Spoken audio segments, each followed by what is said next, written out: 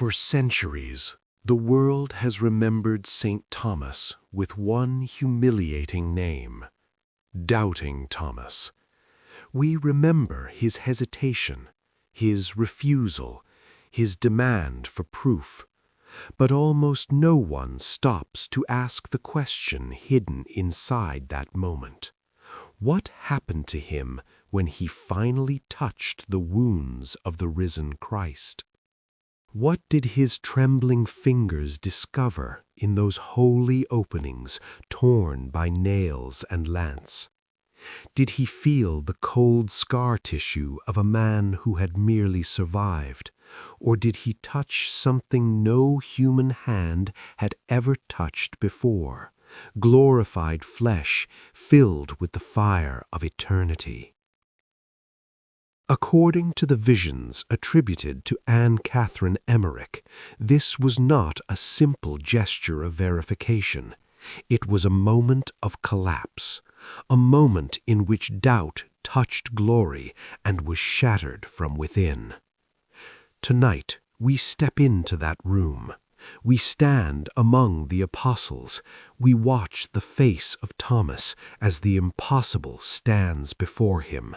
And we uncover not only what he touched, but what he felt in the deepest chamber of his soul. Listen now. The door is shut. The air is heavy. The wounds are still open. And the risen Jesus is about to call one broken man out of his unbelief forever. I saw the apostles gathered together in deep unease, as men who had survived a storm but had not yet understood what sea had carried them back to shore. The room was closed, the doors were secured, their voices were low. Some still bore the traces of weeping, some sat in silence, staring into nothing, as if their hearts had not yet caught up with the glory their eyes had seen.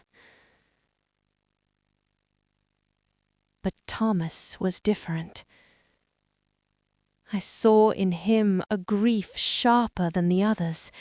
He was not hard in the way wicked men are hard. He was wounded.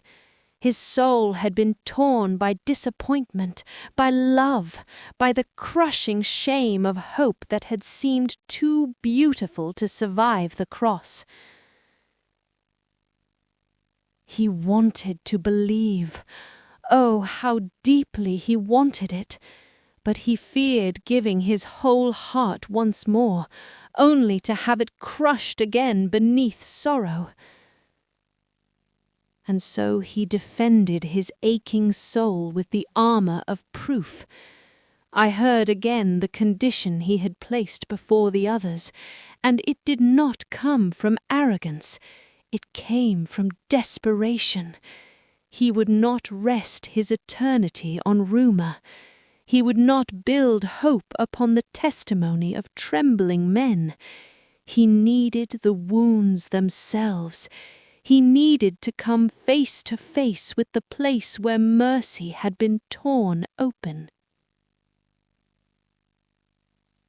Then I saw the Lord appear. He did not enter as ordinary men enter. He was simply there, standing among them in the majesty of the resurrection, clothed in a light that no lamp could produce. His body was real, visible, human, and yet it bore the freedom of heaven. Peace went before him, power surrounded him, and every movement of his glorified presence seemed to calm the terror in the room like oil poured upon storming water. His face was filled with indescribable sweetness. No shadow of resentment rested upon him. He did not come to crush the doubter. He came to heal the wound hidden beneath the doubt. Then his eyes turned toward Thomas. That gaze pierced him more deeply than any accusation could have done. It was gentle. It was sorrowful. It was all-knowing. In that one look, Thomas understood that the Lord had heard every word he had spoken in secret unbelief, and yet he also understood that he was still loved. Then I saw Thomas stagger inwardly beneath that mercy. His strength left him before he ever moved a step. Then Jesus invited him closer. There was no anger in his voice, no bitterness, only a solemn tenderness that made the whole room tremble with sacred shame. He showed Thomas his hands. He showed him his side.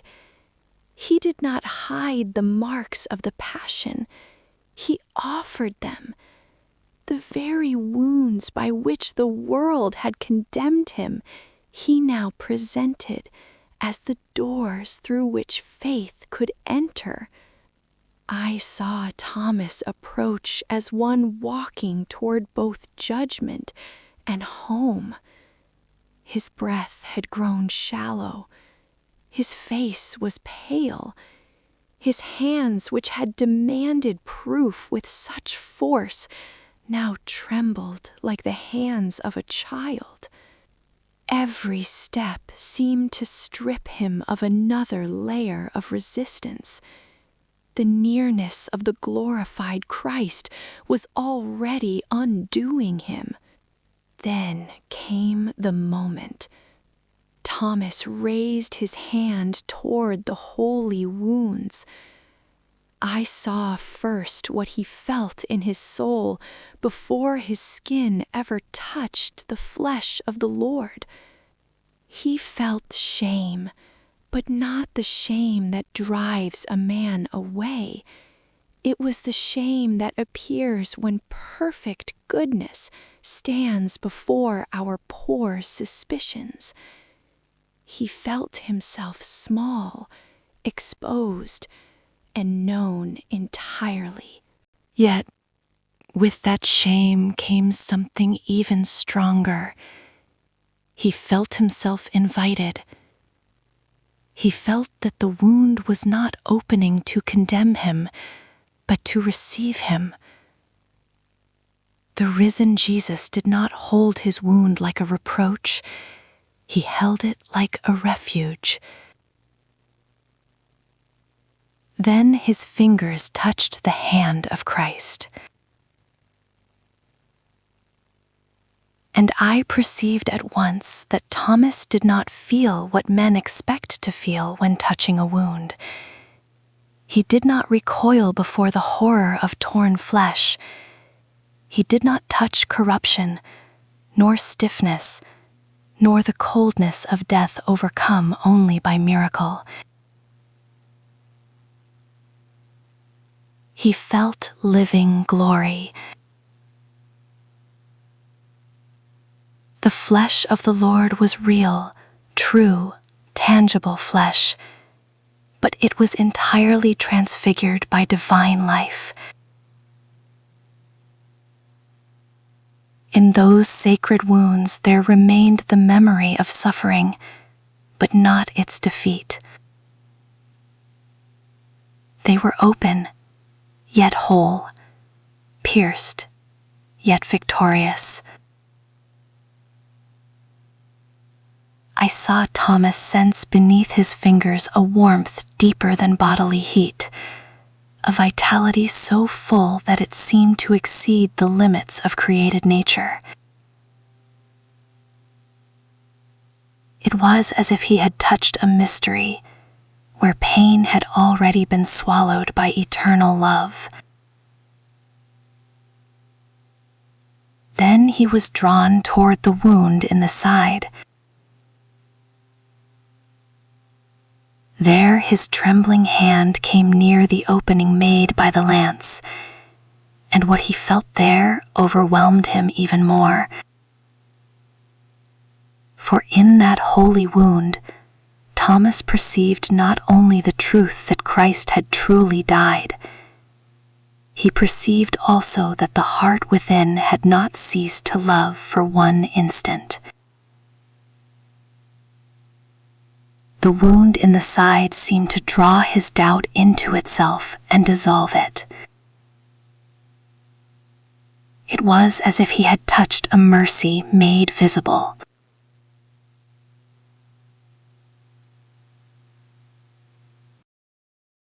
I cannot describe it except to say this: Thomas felt himself forgiven before he could even ask for forgiveness. The force of it passed through him all at once. His body weakened, his pride broke, his arguments were reduced to dust. The proof he had demanded became too much for his poor heart to bear, because it was not merely evidence, it was presence, it was love. It was the Holy One standing alive with the fairy wounds of sacrifice still shining upon him. And I saw something more. As Thomas touched the glorified wounds, he felt the terrible reality of the passion more deeply than he had felt it on Calvary itself. For now he understood that these were not only the wounds inflicted by men, they were the marks willingly accepted by divine love. In touching them, he felt the cost of redemption. He felt the sorrow of his own unbelief. He felt the tenderness of a God who had not withdrawn his hand after being pierced for the world. His whole being collapsed into adoration. He no longer stood there as a skeptic examining a claim. He stood there as a soul undone by contact with the living God. I saw his knees lose strength. I saw tears rise with violence into his eyes. And from the ruins of all his doubt came the cry that had been waiting in him from the beginning. My Lord and my God. Those words did not come from the mind alone. They rose from what he had just felt. He had touched the wounds, yes, but in truth, the wounds had touched him first. They had entered the deepest chambers of his fear and broken open a faith stronger than anything he had possessed before. From that moment on, Thomas was no longer the man who demanded to see. He had become the man who had felt with his own hand and soul that death had truly been conquered. The wound became his certainty. The scar became his sermon. The pierced side became the doorway through which his whole life passed into obedience. And I understood, as I watched him weep before the risen Savior, that the Lord had permitted this not only for Thomas, but for all weak hearts in every age. He allowed the doubter to touch him, so that every later soul, trembling between fear and faith, might know this: He does not despise the wounded seeker who comes honestly to his wounds. He receives him there.